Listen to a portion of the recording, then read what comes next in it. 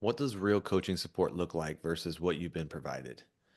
And we're at the stage now where coaching has flooded our marketplace over the last 5 to 7 years. And so we can see what's been working and what hasn't. And the shift that I've seen that I'm honestly just repelled by is this whole mentality of scaling. Because scaling for me is the mentality of more, more, more, more. And when you have this mentality of more, you get into this experience of no matter what you do, it's not enough. And when you're constantly pursuing more because it's infinite, you're never going to get to a place that feels good. And I see the damage that it's putting on people with this mentality of trying to get more. On the other side of that is where I feel the integrity of coaching has been severely compromised because there's been a handful of people that have been able to really perfect the marketing message around that, around look how much money you can make with coaching. You can $50,000 months, $100,000 months, become a seven-figure earner by selling coaching services. And really what's happening inside of those containers is they're putting together, some sort of strategy for you to follow, and they get as many people as they can into that container, promising results that they can't actually provide. And then they get a handful of people that get some results, and they promote those people as if they're a representation of everybody in the room, which they're not. These people already had established skill sets to succeed with what they were given.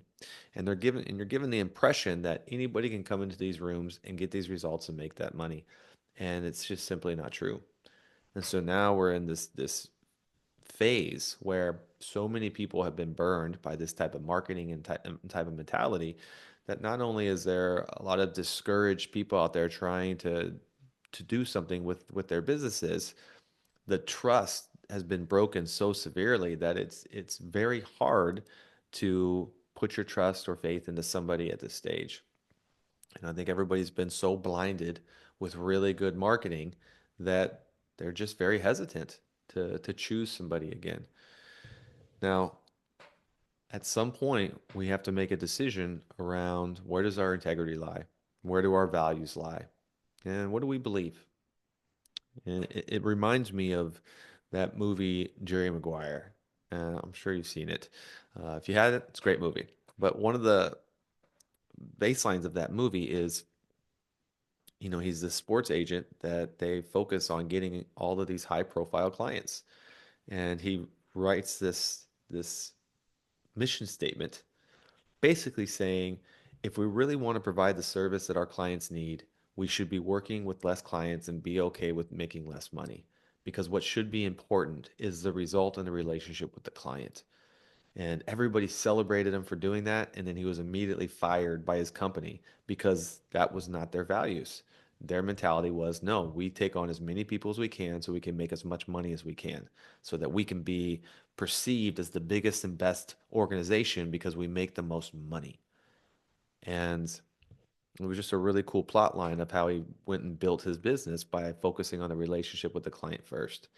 And that's the exact mentality that I feel is needed desperately in our space is that we have to be willing to prioritize the relationship with the client and the result of the client over how much money we're making. Because here's the thing, so many of us have this mentality of well, I just want to make all of this money. But how many of you, how many people out there, and speaking to you specifically, know the exact number that you need to make in order to create the lifestyle that will feel good for you? Because if we don't even have that defined, what are we actually building towards? Because when I've done this work with so many people, which I have, 100% of the time, that number is lower and often much lower than they think it's going to be. We actually don't need as much money as we think we do to have the life that we want. And more importantly, the sensation that we're looking for. And I remember I forget the name of the artist, but he was being interviewed and the question was, what's the best thing about being rich? Because he had made all of this money. And he said, the best thing about being rich is not having to worry about money anymore. And when he said that, that for me was like everything that we're pursuing, right? We're all trying to get to a place where we don't have to have that constant worry around money. And so what's that number for you? Because once you define what that number is, then we can reverse engineer that to build a business model that makes sense. And so often we're just starting with this mentality of like, hey, I want to build the business to make a bunch of money, but we don't actually know what the target is. What's the end game? Where do we get to a certain place with that business where it funds our lifestyle, it fuels our joy and our passion, and creates enough space and freedom for us to go out there and enjoy the different aspects of our life? But we need to know what that actually is. We need to have a specific target in order to create an actual plan to do that. Now, the other challenge that I see here is, in this marketplace with so many people focused on strategy, everybody thinks it's a strategic problem that they need to solve. And don't get me wrong, strategy is part of the problem. We do need to have some sort of plan to follow, to execute, to go out there and create the result that we want. But when you're dropped into a container that, has dozens or hundreds of people in it, and everybody's being taught the same strategy, it does not adjust for the specific nuances that your business has. And when you're in coaching containers where the person running it, their primary focus is making as much money as they can and not your result, they're not going to take the time to get to know your business intimately to the degree that they need to actually provide the custom, nuanced feedback that you need specifically for your challenges. Because while there are universal problems that we have as business owners, our businesses also have their own unique problems that need to be addressed. And if the level of support and connection and trust and relationship is not developed to extract those, you're just going to constantly be in this state of limitation with what is being provided. Now let's flip the script here a little bit. Let's say we have the strategy in place, but if you're in a space where you are just at capacity, where you're stressed and overwhelmed, and it just feels like no matter what you do, it's not working, and you're putting all of this time, and it feels like every waking hour is just invested in this business, and you're just maxed out, and it's impacting the way that you're helping your clients. It's impacting your relationship at home, and it's just impacting your overall mental and emotional health. It doesn't matter how good that strategy is. If we don't know how to expand that capacity, decompress from everything that you're holding, everything's going to feel really hard, and it's going to be really difficult to actually create any real sustainable change because you're going to be stuck in that energy of being overcapacitated. And so that also needs to be addressed. And if you're coming in to a container where you're bringing a strategic problem, but you are just emotionally maxed out, and there's been multiple times because I've been in these containers too. And I know what they provide, and I'm not here to knock what people are doing. I just want to be clear on that. I'm not talking down on people. Don't get me wrong. There are definitely some people that are have questionable integrity about what they are promising and what they are providing. But I'm not here to bash people, but I do have opinions.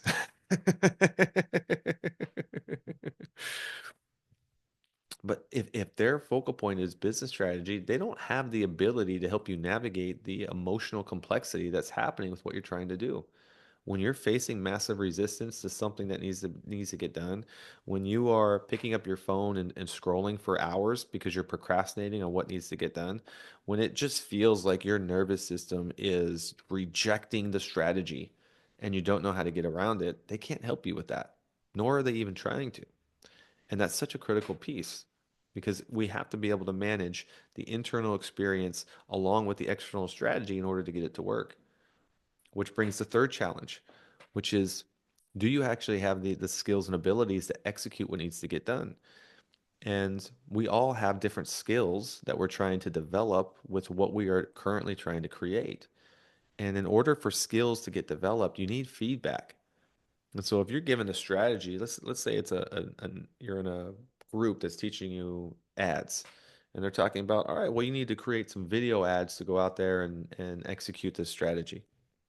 But you're not that good on video, or you don't really know how to change the way you're talking to your audience so that it's a sales conversation. And so you're sitting here and you're trying to put these videos out, and and it's just not that good. And you know it's not that good, but you're not getting the feedback that you need in order to get it better. Because in order to develop that skill, you need consistent feedback on what you're doing well and what you need to improve in order to get it to where you need it to be. And when you have too many people in a container, or they're just limited in the proximity that they'll give you, where it's like you get a weekly call. or you can ask questions in this chat. Okay, that's so limited. That's not giving me the support that I need. And so when your skills are lacking, so you got a good strategy, your energy's in a good place, but your skills are lacking. You need feedback on those specific skills in order to get them to where they need to be to match the strategy that you're trying to implement. And this is what has been exposed over these last 5 to 7 years is that almost all of these programs are one dimensional. They focus on one aspect of what you need and don't deliver on the other components that are necessary for whatever their focal point is to work. And right now, what I see coming into my space is people that are just burned out on that type of experience. They know it doesn't provide what they need. They know the limitations that it provides, but access to people that are willing to work with less people and make less money so that they can provide better results for their clients is scarce. There's not a lot of us out there. I made that decision long ago because I saw just the negative impact that scaling was having on people. And I decided I don't actually want to bring as many people as I can. There was, a time where I was the director of coaching for one of the largest coaching programs in the world, and we had thousands of people in there. And I saw on a massive scale how limited our ability is to create change in people when we're trying to do it all at once to everybody at the same time. And it was very ineffective. And then doing what I've been doing over the last 4 years, where I've been specializing in one-on-one coaching containers. If I do a group, it's a very small group. I don't exceed 10 people in the group. I don't think you can really get the result that you're promising for people if you go past maybe 15 people. After that, it really starts to get scarce. I mean, it depends on the focal point, but generally speaking, that's my belief system. It's because the reason is because in order to actually provide the support that people need, there has to be a relationship developed. And in order for a relationship to develop, there has to be trust. And if there's too many people in the room, you don't have the ability to do that. Now, it doesn't mean you can't run multiple groups if that's what you want to do, but you got to limit the amount of people that are in each group because that's the only way that you're going to have enough time and space to build the relationship that you need to build for them to share with you the things that you need to know in order to create the shifts that need to be made. And for me, that's the most important part. My clients stay with me for years, and it's because one, I invest in the relationship. I make it a point to get to the root causes of what their challenges are so I can help them solve those problems at the root so we don't have to waste all our time and effort on the symptoms of that. I need to figure out what's actually causing this challenge so that we can just cure it immediately. And two, I continue to invest in myself. I make sure that I am consistently investing in the education that I need to make me the best at what I do so that whatever problems that they bring to me, I can be a resource for that solution. And whether that's helping them navigate, the emotional intelligence and emotional complexities that comes with things, the mental complexities that come with things, communication skills, marketing, sales, operations, team building, leadership. These are all the things that I've invested in over my career that I've developed in my own life and my own businesses that I help other people do. And currently, over this last year, I've been investing my time heavily into AI because it's obviously the direction everything's taking. So I want to be proficient in that so that I can help my people do that. And so it's not just about, let me just become an expert at this one thing and be known for this one thing and just that's my thing from here on out because our market is constantly changing. Our lives are constantly changing. Our needs are constantly changing. And so I want to make sure that I am a trusted and respected resource to solve those problems as things are changing. And so that's the things that I invest in to make sure that I can continue to have those conversations with my clients. And I'll leave you with this point. Because I want you to look at it from two perspectives. One, if you are looking to invest in a coach, for me, it's not even so much about being a coach for somebody. It's more about being a strategic partner. It's we're in this together. I am so repelled by this mentality of, because a lot of coaches have this, and ask them and they'll give you this answer of, I'm not responsible for your results. Of course I'm responsible for your results. Why else are you investing in me if it's not to help you get results? I'm 100% responsible for the results that you get. Now, is there things that you're responsible for too? Yes, definitely. But if you're investing in me and we're working together and you're not getting results, I am part of that problem. And people need to acknowledge that if they're going to be in a role of support for people where promises are being made. And so, yes, I'm definitely a part of that responsibility. And I'll tell you, because I don't edit my podcast. I just continue to speak off the cuff because I feel like this is where the most value is. And I'm going to be honest with you. I just lost my train of thought.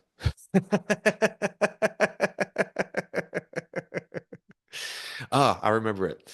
So it was the two perspectives. It's if you're looking to work with somebody, it's asking some better questions, right? Like get clear on what you're looking for and be okay to ask questions. If somebody is not willing to hop on a call with you to to ask the questions that you have about their program, or if they're just redirecting their answers to, this is your responsibility, like be questionable about what you're investing in because you need to know things like what kind of support do I get from you? Am I working directly with you? What kind of access do I get to you?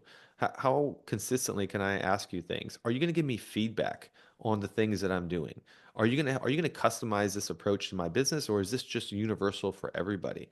It's just a handful of questions that you need to have clarity on before you invest not just your money, but your time, your energy, your optimism, your just your mental and your emotional health. Because whenever you invest in something, you get hopeful and you have expectations, and if those aren't met, it's there's a collapse that happens after that. There's a discouragement, there's a disappointment that you're going to have to rebound from. And so we need to make sure that we're aware of those things as we're moving forward. And on the other side, and ask those questions, get clear, see what kind of response you get, see how responsive they are to you, and you get really clear what kind of leadership you're going to be exposed to inside of that container. Check to see if they say yes to everything. If somebody's saying like, "Yep, I do that," and it's just a yes to everything, I would question that as well. If you're in a container, what are their qualifications for who they work with? Because, this mentality of, I can help you get to $50,000 a month, even if you've never done this before and this is a brand new idea and you're new to the game. Like, no, they can't. Do you know how long that's going to take? And do you know how much hands-on touch points and development is required to get to that place? And so question marketing if it seems too good to be true, because it is. And on the other side of that is if you are in the position where you are offering any of these kind of services, to understand what kind of experience do you want to provide? What's more important to you, the results of your clients or the revenue in your bank? What's more important? And just be clear on that. Because if you are in a place where your responsibility is to support people to results, but your priority is your own results, is your own money, I question whether you should be in this game. I think that mentality at its core is the root problem to why people have lost trust in the coaching industry. And so if you really are in it because you want to help people, because you want to serve people, and yeah, of course, make good money. Create a lifestyle that feels good for you. Absolutely, you deserve that. But I'd really be cautious of when you start to cross that line where celebrating how much money you make becomes more important than the results that you're providing for clients.